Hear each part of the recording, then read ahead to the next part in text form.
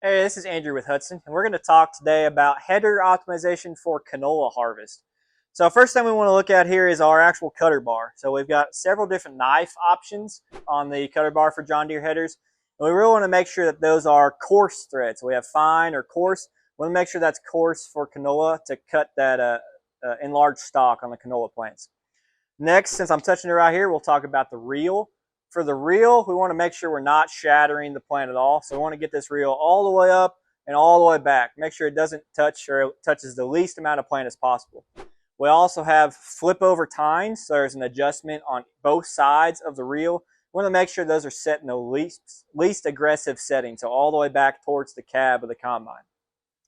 Once we make it up past the cutter bar, we're going to get to our draper belts. So we've got a couple different options for draper belts here. On this machine or on this header, we have Grain Saver Draper belts, which is really what we need to recommend for canola harvest. They have these cross hatch pattern.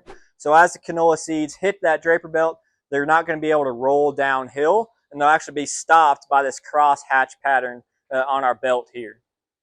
When we talk about draper belt speed, we really want that to be maintained with our ground speed. So either matching our ground speed or a little tick faster is okay for some canola. Once we get onto the side draper belts, we're moving our way to the center draper belt. And then we have a couple different options for that belt as well. This one's our standard belt, so it's kind of got a U shape to capture that seed and send it into the throat. We also have what's probably more recommended is a cleated pattern. So it doesn't have any of those U-shaped. It's just cleated with big ribs, just like our side draper belts here.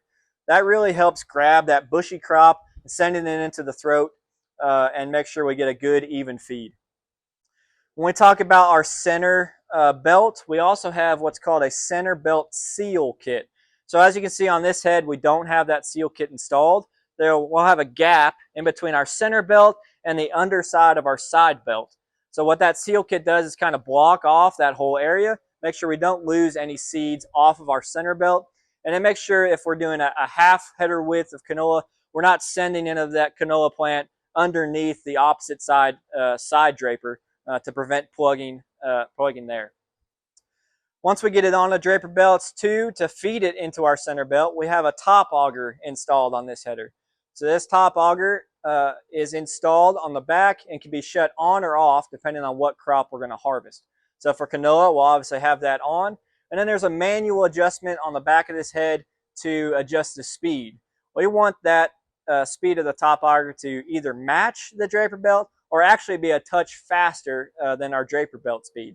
What that allows it to do is when the plant comes and gets cut off by the cutter bar, it's standing straight up on our draper belts. Once that head of the plant hits the top auger, it'll actually start feeding that plant head first into the center of the combine for a better even feed and a better threshing once it gets into the combine. Lastly, we have on here is our center feed drum. We want to make sure that that is in the highest gear possible, so that goes into along with the center belt. So there's a gearbox on this specific header on the back. We want to make sure that's in our high speed to get as much crop to the center and then to the throat of the machine as possible. And that's how we're going to optimize our header for canola harvest. That concludes this Pioneer Agronomy video podcast. Visit our page on pioneer.com and follow us on Twitter and Facebook for more agronomy insights.